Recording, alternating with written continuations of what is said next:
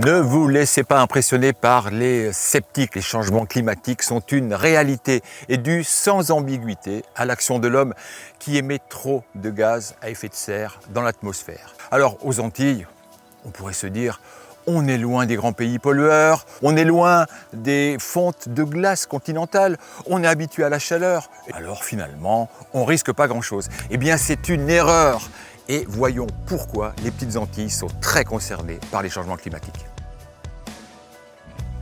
Alors, qu'est-ce qui change aux Antilles avec les changements climatiques? Eh bien, quand on parle changement climatique, on pense forcément réchauffement de la planète qui est à l'origine de ces changements et donc à l'augmentation des températures. Globalement, autour de la planète, de l'ordre de 1,1 degré, nous dit le GIEC, ce groupement des experts internationaux. Mais aux Antilles, on est parfois même au-delà, comme par exemple en Martinique. On a pu étudier, les spécialistes de Météo France ont étudié précisément leur série de données, longue série de données de température, et on peut dire qu'on est en Martinique, comme quasiment sur toutes les îles des Antilles, avec une augmentation de l'ordre de 1/4 de degré par décennie depuis les années 1960-1970. Ça veut dire en gros, depuis cette période, 1,2 degré d'augmentation de température. Et les températures de l'océan n'échappent évidemment pas à cette augmentation de température. En moyenne, dans le monde, c'est de 0,5 à 0,8 degrés d'augmentation depuis l'ère pré-industrielle. Alors les conséquences sur une île, elles peuvent être catastrophiques pour la biodiversité, bien évidemment, pour les espèces qui vont migrer. Et là, on ne parle même pas de changements dans les courants marins comme le Gulf Stream. Et par exemple, sur les coraux. Important les récifs coralliens pour nos îles et des coraux qui, quand la température de l'eau dépasse 30 à 31 degrés, durablement, eh bien, peuvent être en difficulté, voire mourir. Et s'ajoute à ça aussi des changements dans la salinité, dans le pH de l'eau. Donc vous voyez beaucoup de conséquences sur notre biodiversité marine.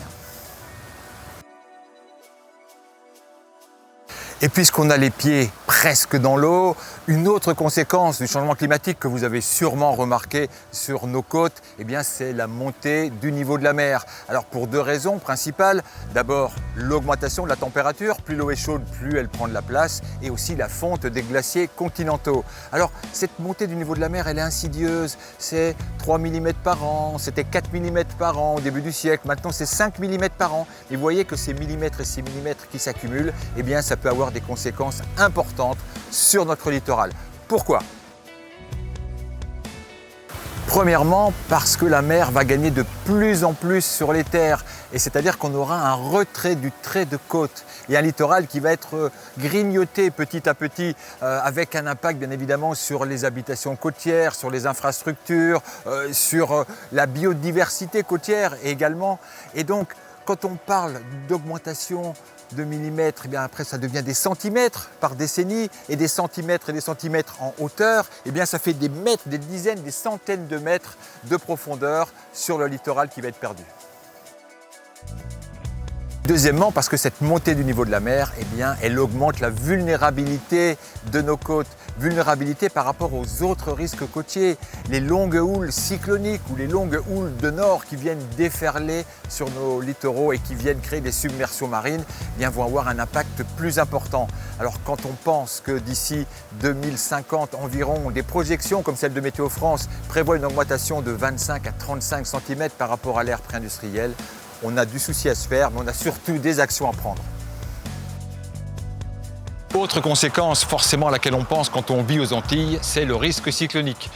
Pourquoi? Parce que quand on parle augmentation de la température de l'océan et qu'on sait que la température de l'océan, c'est elle qui fournit l'énergie aux cyclones, on se dit il y en aura plus. Alors, c'est pas forcément ça, parce que d'ailleurs dans nos bases de données actuelles, on ne trouve pas depuis 1950 de traces d'augmentation nette du nombre de cyclones dus aux activités humaines.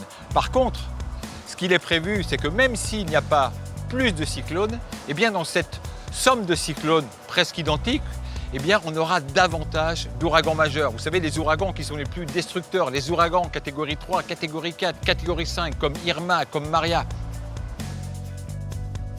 Vous l'avez compris, les changements climatiques sont une réalité sur nos petites îles des Antilles. Ils ne concernent pas uniquement l'atmosphère ou la mer, mais des enjeux beaucoup plus importants pour nos sociétés.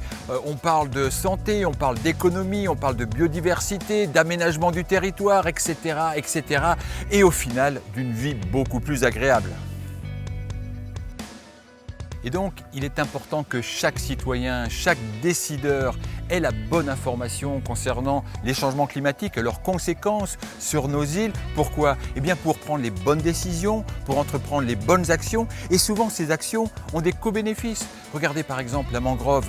En la préservant, on joue sur la diminution des gaz à effet de serre, mais on joue aussi sur la biodiversité, la protection du littoral, l'écotourisme, etc., etc. Il est donc urgent de passer à l'action.